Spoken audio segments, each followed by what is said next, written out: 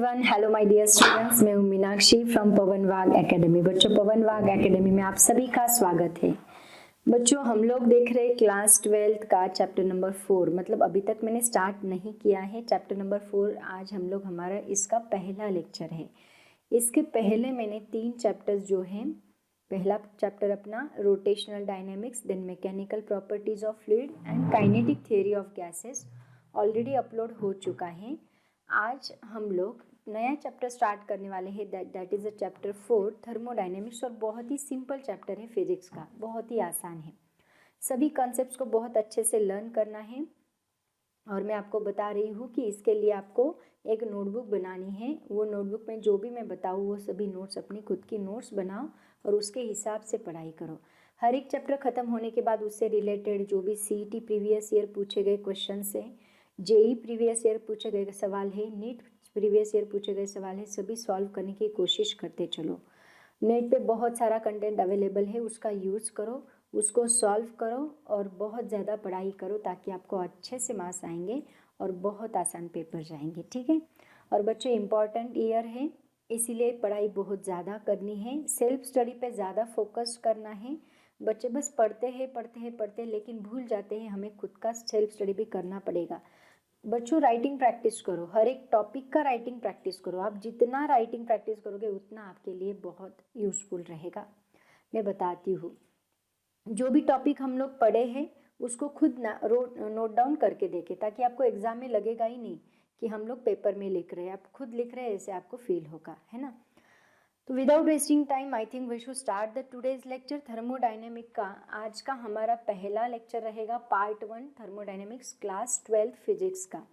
और बच्चों, NCERT type हमारा जो नया सिलेबस है बहुत अच्छा डिज़ाइन किया है, उसको NCERT लेवल तक उन्होंने कवर किया है और सभी टॉपिक्स इंक्लूडेड किए हैं। तो आप इतना भी पढ़ोगे तो एंट्रेंस एग्ज़ाम के लिए बहुत ज़्यादा फायदेमंद है। तो अभी मैं आपको सब कुछ डिटेल में पढ़ाने वाली हूँ बच्चों, तो एंड तक लेक्चर ज़रूर देखें। मैं हर एक टॉपिक के रिलेटेड, उस टॉपिक से जो भी कुछ सवाल पूछे गए हैं, MCQs पूछे गए हैं, CET में हो, JEE में हो, नीट में, वो भी मैं चैप्टर के अंदर इंक्लूड करती हूँ। तो हो सके तो वीडियो एंड तक ज़रूर देखें। तो विदाउट वेस्टिंग टाइम, बहुत टाइम लिया है, अभी हम स्टार्ट करते हैं। लेकिन इसके पहले मैं आपको बता दूं, पवन वाघ एकेडमी का ऐप भी है बच्चों, इसको ज़रूर डाउनलोड करें। और उसमें मैं आपको हैंड रिटन नोट्स देने वाली हूँ, तो वो ज़रूर डाउनलोड करें और उसको खुद लिखने की कोशिश करें, प्रिंट आउट निकालने के बजाय। बहुत सारे बच्चे इसको प्रिंट आउट निकालेंगे, मतलब जो लेजी स्टूडेंट है ज़रूर इसकी प्रिंट आउट लेंगे, लेकिन जो अच्छे स्टूडेंट है उसको नोट डाउन करेंगे। तो आप अच्छे स्टूडेंट हो ना, तो उसको नोट डाउन करो, ठीक है। तो बच्चों, स्टार्ट करते हैं थर्मोडायनेमिक का पहला लेक्चर। बच्चों, थर्मोडायनेमिक का मीनिंग क्या होता है, कौन बताएगा मुझे? What is mean by thermodynamic? देखो, थर्मोडायनेमिक को मैं स्प्लिट करती हूँ। थर्मोडायनेमिक्स, एक मिनट, हाँ। थर्मोडायनेमिक्स, इसको अगर हमने स्प्लिट किया तो क्या बनेगा? देखो, थर्मो एक वर्ड बनेगा यहाँ पे, थर्मो प्लस डायनेमिक्स ये वर्ड बनेगा, है ना। तो बच्चों, थर्मो किससे रिलेट करता है? थर्मो यानी होता है टेम्परेचर। थर्मो यानी क्या होता है? टेम्परेचर होता है। एंड डायनेमिक्स का मतलब क्या होता है? In motion. मतलब टेम्परेचर इन मोशन मतलब क्या? इसका मतलब यहाँ पे हीट फ्लो हो रही है बच्चों। टेम्परेचर किससे रिलेटेड वर्ड है? हीट से रिलेटेड। मतलब यहाँ पे हम क्या बोलेंगे? Heat in motion. Heat in motion. तो ये पूरे चैप्टर में हम लोग यही स्टडी करने वाले हैं। हीट फ्लो हो रही है, एक पॉइंट से लेके दूसरे पॉइंट तक हीट फ्लो हो रही है, वही हम लोग स्टडी करने वाले हैं पूरे चैप्टर में। तो यहाँ हीट इन मोशन मतलब क्या बच्चों? हीट फ्लो होती है, कहाँ से कहाँ? Heat always flows from, heat always flow from, कहाँ से कहाँ फ्लो होती है? Higher temperature to lower temperature. Higher temperature to lower temperature heat flow होती है। लोअर टेम्परेचर, ठीक है। तो बच्चों, मतलब मान लो, मैं आपको एक एग्जांपल देती हूँ, इससे आपको बहुत अच्छे से क्लियर होगा। मान लो यहाँ पे एक रॉड हमने लिया है, इस रॉड को हमने हीट अप्लाई की, मान लो इस पॉइंट को, इस रॉड को मैंने हीट अप्लाई की, एक बर्नर लगाया मैंने यहाँ पे, और बर्नर लगाने के बाद इस पॉइंट को मैंने हीट अप्लाई की, ठीक है। तो बच्चों पहले ये पार्ट हीट होगा, आपको याद है 11th में हमने स्टडी किया था conduction, convection, radiation, like that. तो पहले ये पार्ट हीट होगा, इस पार्ट की हीट, यहाँ के मॉलिक्यूल्स वाइब्रेट होंगे, वाइब्रेट होने के बाद हीट यहाँ फ्लो होगी, मतलब ये रहेगा आपका हायर टेम्परेचर वाला पॉइंट एंड ये रहेगा आपका लोअर टेम्परेचर वाला पॉइंट। इसका मतलब हीट कहाँ से कहाँ फ्लो होगी, हीट हायर टेम्परेचर से लोअर टेम्परेचर की तरफ फ्लो होगी, ओके। तो ये हीट फ्लो होना और इससे रिलेटेड स्टडी करना, ये हम लोग कहाँ पे पढ़ने वाले हैं, थर्मोडायनेमिक्स इस ब्रांच में स्टडी करने वाले हैं।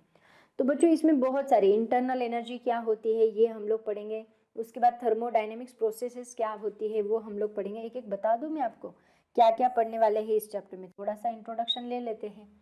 इसमें हम लोग पढ़ेंगे सबसे पहले जीरोथ लॉ क्या होता है, zeroth law of thermodynamic.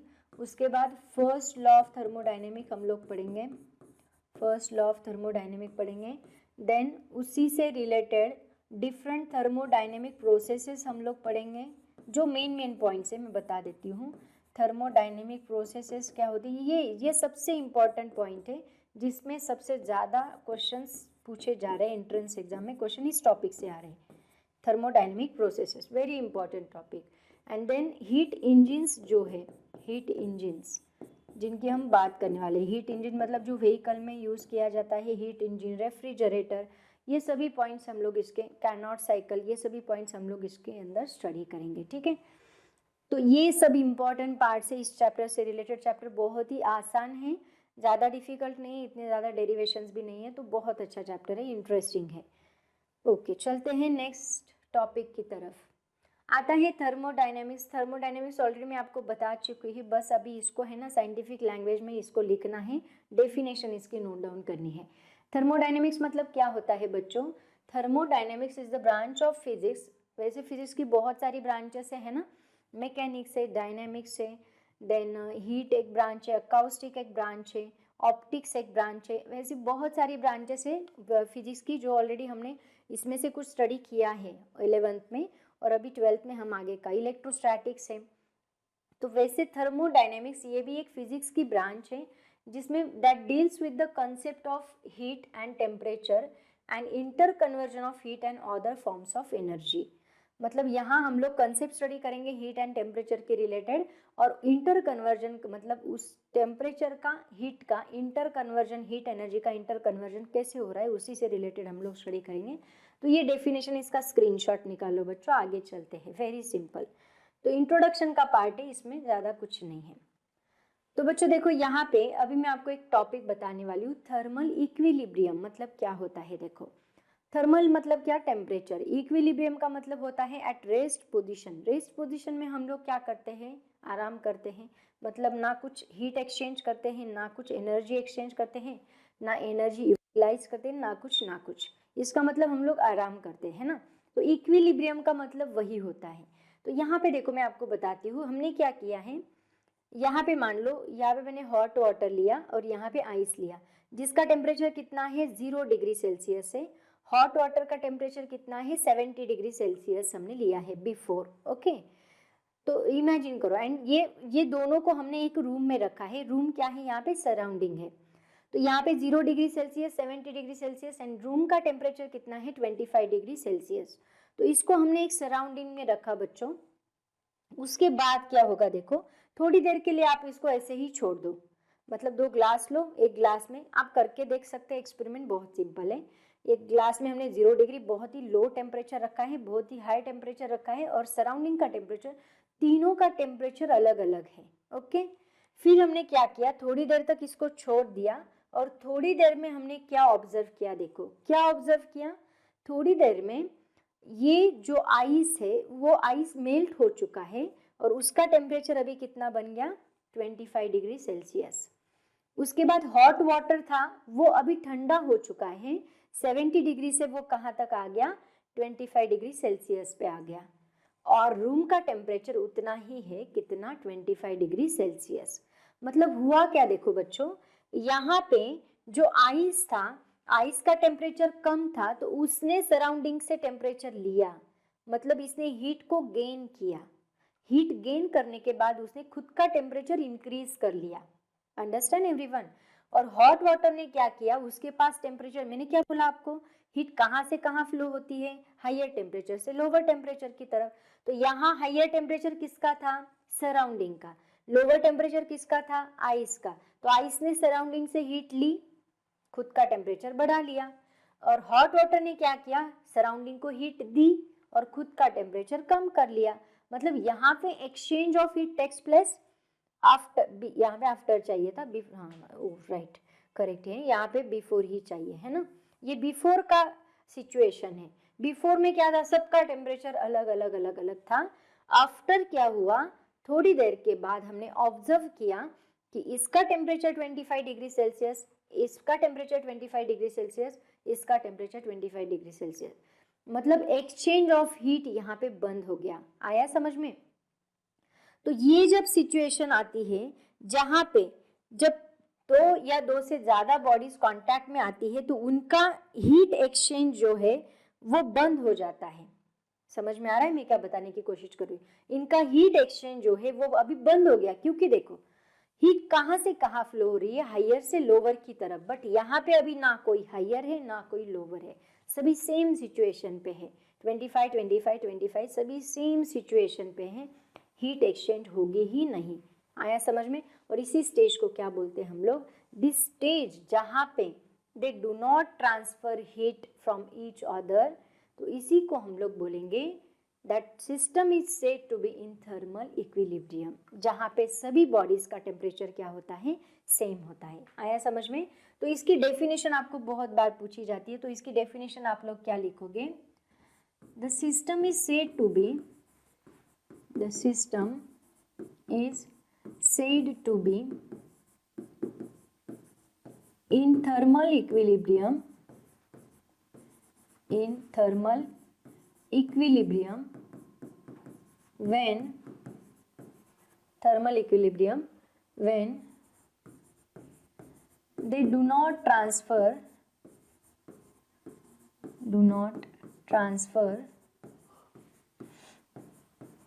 heat, do not transfer heat from surrounding.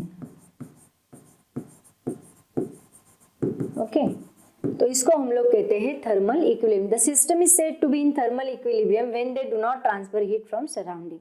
यहाँ पे हीट ट्रांसफर नहीं करते, ऐसे सिस्टम को हम लोग क्या कहते हैं, थर्मल इक्विलिब्रियम कहते हैं। ठीक है, so it is very simple. आगे चलते हैं इसी से रिलेटेड। उसके बाद देखो जीरोथ लॉ ऑफ थर्मोडायनेमिक हमें यहाँ पे बताना है। तो जीरोथ लॉ ऑफ थर्मोडायनेमिक देखो बच्चों क्या होता है, मान लो यहाँ पे तीन ऑब्जेक्ट्स हमने लिए हैं, तीन बॉडीज हमने ली है, body A, body B and body C.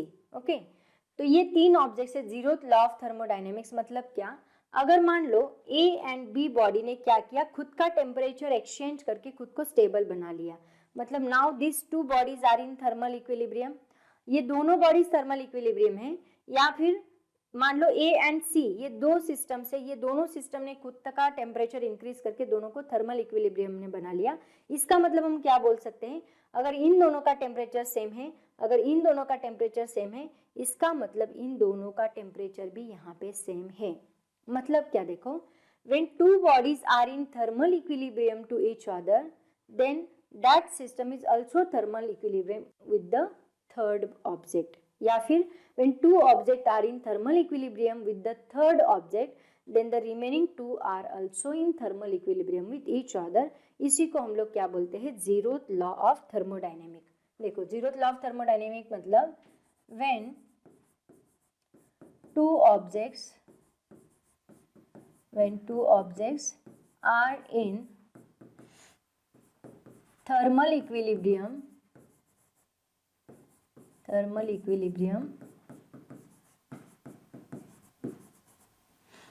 with each other, with the third object, ऐसे बोलो चाहे तो, thermal equilibrium with the third object,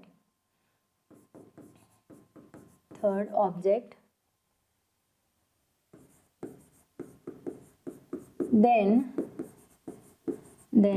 the remaining remaining two are also in thermal equilibrium.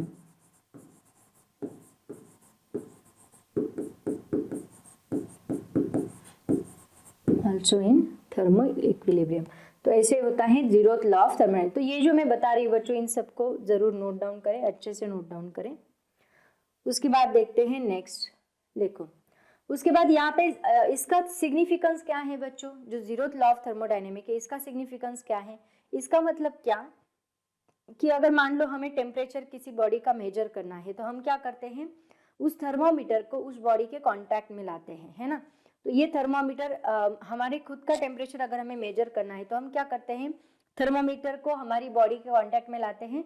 उससे क्या होता है, थर्मोमीटर हमारी बॉडी का टेम्परेचर हायर होता है, थर्मोमीटर का टेम्परेचर लोअर होता है। तो थर्मोमीटर क्या करता है, हमारी बॉडी से हीट एब्जॉर्ब कर लेता है, मतलब और थर्मोमीटर गेन करेगा, हमारी बॉडी हीट लूज करेगी उस थर्मोमीटर से, ताकि वो दोनों का टेम्परेचर थर्मल इक्विलिब्रियम स्टेट में आ जाए। तो दोनों का टेम्परेचर यहाँ पे सेम रहेगा और उस हिसाब से हमारी बॉडी का टेम्परेचर कितना है ये हम लोग इजीली बता सकते हैं। तो ये क्या है, दिस इज द थर्मोमीटर। इसको क्या कहा जाता है, इस ब्रांच को हम लोग क्या बोलते हैं, this is called as thermometry. इसको थर्मोमेट्री कहा जाता है। ये मेन सिग्निफिकेंस, मतलब इसका सिग्निफिकेंस क्या है, it is used, zeroth law of thermodynamic is used to measure, zeroth law of thermodynamic, zeroth law of thermodynamics is used to measure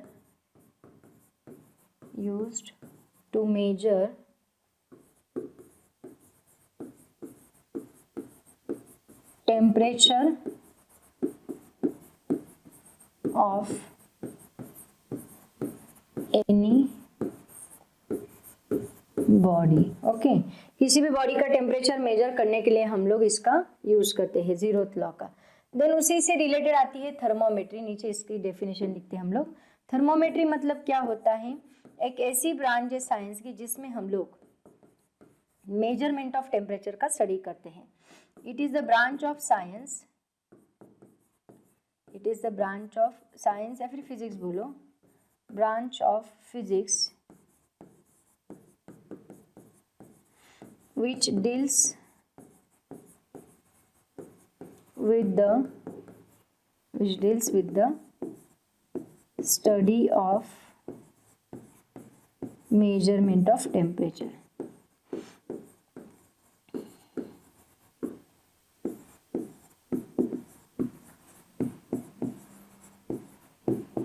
okay, इसको कहा जाता है थर्मोमेट्री।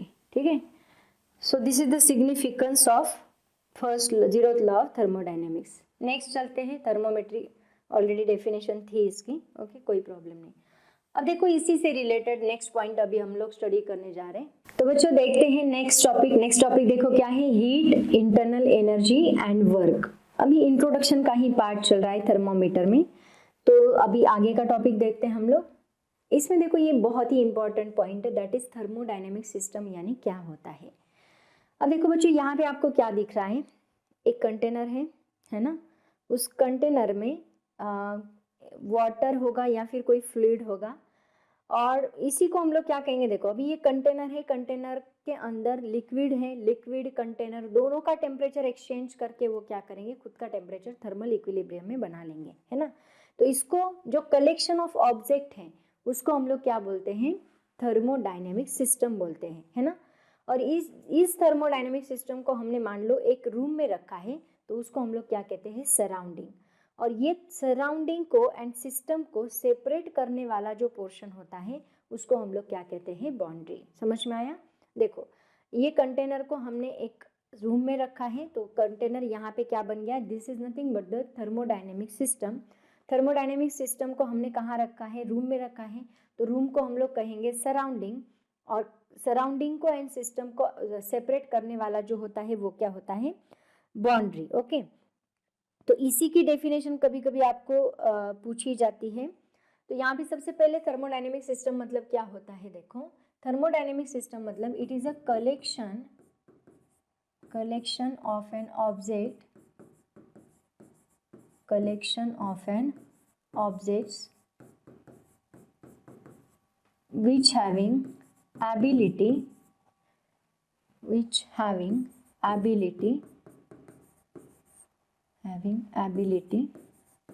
to exchange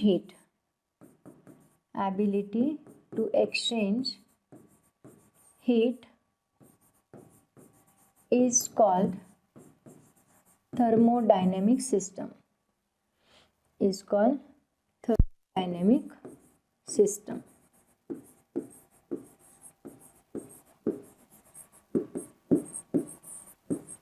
ओके तो बच्चों अभी ये थर्मोडायनेमिक मतलब ये बन गया थर्मोडायनेमिक सिस्टम, ये बन गया सराउंडिंग को सेपरेट करने वाली होती है बाउंड्री, और ये सिस्टम, ठीक है। अब इसी के तीन पार्ट्स, इसको तीन पार्ट्स में डिवाइड किया गया और उसी को कहा गया क्लासिफिकेशन ऑफ थर्मोडायनेमिक सिस्टम। तो थर्मोडायनेमिक सिस्टम में तीन पार्ट में क्लासिफाई किया गया है। पहला है ओपन सिस्टम, दूसरा है क्लोज सिस्टम एंड तीसरा है isolated system. Open system, close system and isolated system. तो सबसे पहले देखते हैं ओपन सिस्टम क्या है। देखो यहाँ पे मान लो हमने किटल लिया है और किटल में हमने वाटर गर्म करने के लिए रखा है, वाटर बॉईल करने के लिए रखा है। Boiling of water in a kettle, ये उसका एग्जाम्पल है। तो जब हम लोग इसके अंदर वाटर गर्म करेंगे तो क्या होगा, थोड़ी देर के बाद वाटर गर्म होगा और गर्म होने के बाद इसमें से कुछ फ्यूम्स बाहर निकलेंगे, है ना, कुछ फ्यूम्स यहाँ से बाहर निकलना स्टार्ट होगा। इसका मतलब क्या, कुछ हीट भी, अगर हम इसके नज़दीक ऐसे हाथ लेके जाएंगे तो आपको पता चलेगा इसमें से कुछ हीट भी बाहर निकल रही है। इसका मतलब क्या कि ओपन सिस्टम मतलब ऐसा सिस्टम होता है जिसके अंदर हीट भी बाहर निकल रही है एंड मैटर फ्यूम्स बाहर निकल रहे, मतलब वहां का वाटर भी बाहर, वाटर गैसेस के फॉर्म में ट्रांसफर होके बाहर निकल रहा है। इसका मतलब यहाँ पे हीट भी ट्रांसफर हो रही है, एंड उसके साथ साथ मैटर भी ट्रांसफर हो रहा है। हीट भी ट्रांसफर हो रही है एंड देन मैटर भी ट्रांसफर हो रहा है, दोनों यहाँ पे ट्रांसफर हो रहे हैं। ऐसे सिस्टम को हम लोग क्या बोलते हैं, ओपन सिस्टम। मतलब the system of thermodynamic in which energy as well as matter can be transferred, उसको हम लोग क्या कहते हैं, ओपन सिस्टम कहते हैं। अब मान लो हमने क्या किया, उसी को अभी पैक कर दिया, मतलब इसके ऊपर हमने ढक्कन रख दिया। ऐसे ढक्कन रखने के बाद क्या होगा, इसके अंदर जो हीट है वो तो ट्रांसफर हो सकती है, हीट यहाँ ट्रांसफर होगी, लेकिन अभी इसके अंदर से फ्यूम्स बाहर नहीं निकलेंगे। तो ऐसी सिस्टम को हम लोग क्या बोलेंगे, क्लोज सिस्टम बोलेंगे। मतलब यहाँ पे क्लोज सिस्टम मतलब क्या, एक ऐसा सिस्टम जहाँ पे exchange of heat takes place, heat यहाँ ट्रांसफर हो रही है लेकिन यहाँ पे मैटर ट्रांसफर नहीं हो रहा, मतलब इसके अंदर से फ्यूम्स बाहर नहीं निकल रही है। Matter is not transfer here, only heat exchange can be takes place. ऐसे सिस्टम को हम लोग क्या बोलते हैं, क्लोज सिस्टम। उसके बाद है आइसोलेटेड सिस्टम। आइसोलेटेड सिस्टम मतलब मान लो यहाँ थर्मस फ्लास्क हमने लिया है, इसको आइसोलेट कर दिया हमने, ये पूरी सिस्टम को आइसोलेट किया और इसके ऊपर से है ना इसको कोटिंग लगा दिया, पूरा पैक कर दिया। जैसे कि थर्मस होता है, थर्मस में अगर हम चाय कितनी भी देर रखें तो वो गर्म के गर्म ही रहेगी, क्योंकि वहां पे ना चाय कम भी नहीं होगी, चाय जितनी है उतनी ही रहेगी और उसके बाद उसमें से निकलने वाले फ्यूम्स भी बाहर नहीं निकल पाएंगे, मतलब हीट भी ट्रांसफर नहीं हो रही है, इसके अंदर से हीट ट्रांसफर भी नहीं होती है और इसके अंदर से मैटर भी ट्रांसफर नहीं होता है। मैटर और हीट दोनों भी इसके अंदर से ट्रांसफर नहीं होंगे, तो ऐसी सिस्टम को हम लोग क्या कहेंगे, this is called as isolated system, जो कि आइसोलेट है पूरी तरह से। क्योंकि ये जो वॉल है, ये वॉल कौन सी है, एडियाबैटिक वॉल है। एडियाबैटिक वॉल का मतलब क्या होता है मैं बताऊंगी, इंसुलेशन है उसको, इंसुलेटेड वॉल है, उसकी वजह से अंदर की हीट बाहर नहीं जा सकती, बाहर की हीट अंदर नहीं आ सकती, उसकी वजह से वो पूरा कोटिंग है। आया समझ में? तो ये है हमारा आइसोलेटेड सिस्टम। चलते हैं नेक्स्ट पॉइंट की तरफ, flow of energy between the system and its environment. मतलब देखो यहाँ पे मान लो एक सिस्टम हमने लिया, मैं ड्रॉ करती हूँ यहाँ पे, एक सिस्टम मैंने लिया, ये है एक सिस्टम, तो इस सिस्टम के, मान लो इस सिस्टम का टेम्परेचर हम मान के चलते हैं Ts जितना टेम्परेचर है, ठीक है। और इसके बाहर क्या है, सराउंडिंग। इसी सराउंडिंग को हम लोग क्या बोल रहे हैं, यहाँ पे एनवायरमेंट बोल रहे हैं, सराउंडिंग। और इसी को हम लोग क्या कहेंगे, एनवायरमेंट। आपके बुक में, आपके टेक्स्ट बुक में इसको एनवायरमेंट कहा है, ठीक है। तो एनवायरमेंट को हम लोग, इसका टेम्परेचर हम लोग TE मान के चलते हैं, सिस्टम का टेम्परेचर हम लोग TS मान के चलते हैं। तो देखो बच्चों, इसी से रिलेटेड कुछ केसेस हम लोग यहाँ पे अभी स्टडी करने वाले हैं, मतलब कब Q पॉजिटिव रहेगा, कब Q निगेटिव रहेगा, इसकी हम लोग बात करने वाले हैं। तो when temperature of the system is less than that of the environment, तो क्या होगा, देखो मान लो ये सिस्टम है, इस सिस्टम का टेम्परेचर, सिस्टम का जो टेम्परेचर है वो हमने TS से डिनोट किया, एंड एनवायरमेंट का टेम्परेचर, एनवायरमेंट का टेम्परेचर हमने TE से डिनोट किया। तो यहाँ पे उन्होंने क्या बोला है कि temperature of the system is less than that of the environment, मतलब TS is less than TE रहेगा। ये अगर कम है, अब देखो इसका टेम्परेचर लेस है और TE का टेम्परेचर ज्यादा है, तो बच्चों हीट कहाँ से कहाँ फ्लो होगी, ऑब्वियसली हायर से लोअर की तरफ। हायर कौन है, TE, लोअर कौन है, TS। तो हीट कहाँ से कहाँ फ्लो होगी, एनवायरमेंट से सिस्टम की तरफ। हीट फ्लोज फ्रॉम, कहाँ से कहाँ फ्लो हो रही है, heat flows from surrounding to system, surrounding to system, surrounding से सिस्टम की तरफ हीट फ्लोज हो रही है। इसका मतलब देखो सिस्टम क्या कर रही है, हीट को गेन कर रही है। हीट जब वो गेन करेगी तो अमाउंट ऑफ हीट बढ़ेगा, अमाउंट ऑफ हीट बढ़ेगा मतलब पॉजिटिव आएगा। तो ये जो Q है ये क्या रहेगा आपका, ग्रेटर देन 0। ग्रेटर देन 0 का ही मतलब होता है Q is positive. Greater than 0 का मतलब क्या होता है, Q इज पॉजिटिव। ओके, आया समझ में। तो ये पहली केस है बच्चों, ये पहली केस हो गई। देखते हैं दूसरी केस क्या है। दूसरी केस देखो, temperature of the system is more than that of the environment. Temperature of the system is more than that of the environment. इसमें अलग है, देखो ये सिस्टम है,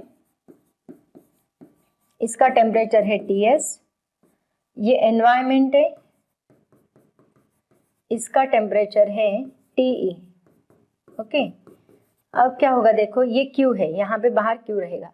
अब किसका टेम्परेचर ज्यादा है, एनवायरमेंट का टेम्परेचर S से नहीं, temperature of the system is more, मतलब यहाँ पे सिस्टम का टेम्परेचर, ये पहली केस हो गई ना, सिस्टम का टेम्परेचर अभी एनवायरमेंट के टेम्परेचर से ज्यादा है। तो अभी हीट गेन नहीं होगी, हीट यहाँ इमिट होगी, है ना, मतलब हीट बाहर निकलेगी। यहाँ पे हीट बाहर जाएगी Q, यहाँ Q क्या रहेगा, less than 0। Q less than 0 मतलब क्या, Q इज निगेटिव। Q यहाँ पे क्या रहेगा, निगेटिव रहेगा।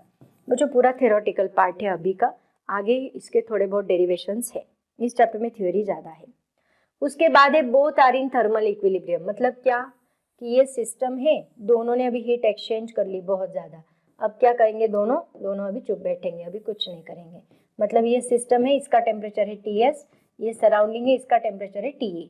दोनों थर्मल इक्विलिब्रियम है, मतलब दोनों ने एक्सचेंज कर लिया, अभी थक गए दोनों अभी सेम टेम्परेचर पे हैं, मतलब TS is equal to TE है।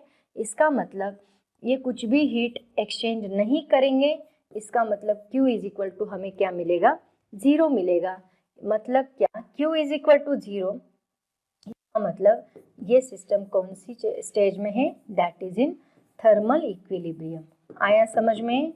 Exchange of heat does not takes place, इसी को हम लोग क्या कहते हैं, थर्मल इक्विलिब्रियम कहते हैं।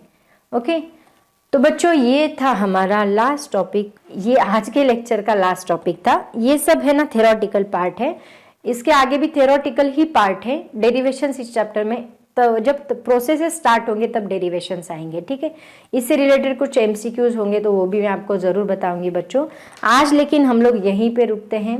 ऑल द वेरी बेस्ट, पढ़ाई करते रहो। Thank you so much and bye bye.